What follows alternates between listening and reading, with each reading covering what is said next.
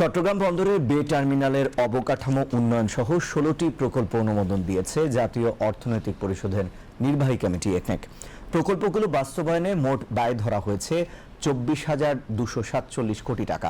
আজ আগারগাঁওয়ে এনইসি সম্মেলন কক্ষে একনেক চেয়ারপারসন প্রধান উপদেষ্টা প্রফেসর মোহাম্মদ ইউনূসের সভাপতিত্বে অনুষ্ঠিত একনেক সভায় এ অনুমোদন দেয়া হয়। সভায় উপদেষ্টা পরিষদের সদস্যগণ, পরিকল্পনা কমিশনের সদস্যবৃন্দ এবং সংশ্লিষ্ট সচিবগণ উপস্থিত ছিলেন।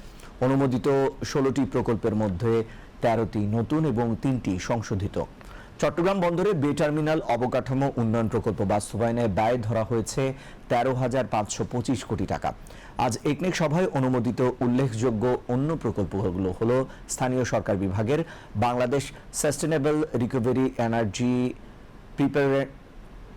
প্রিপারেডনেস এবং রেসপন্স প্রজেক্ট, পানি উন্নয়ন বোর্ডের Bangladesh sustainable recovery emergency preparedness and response project, Chattogram পানি সরবরাহ উন্নয়ন প্রকল্প, গ্রিন রেলওয়ে পরিবহন প্রস্তুতিমূলক কারিগরি সহায়তা, তিতাস এবং বাখরাবাদ ফিল্ডে ২টি গভীর অনুসন্ধান নলকূপ প্রকল্প এবং সমাজসেবা অধিদপ্তরের strengthening social protection for improve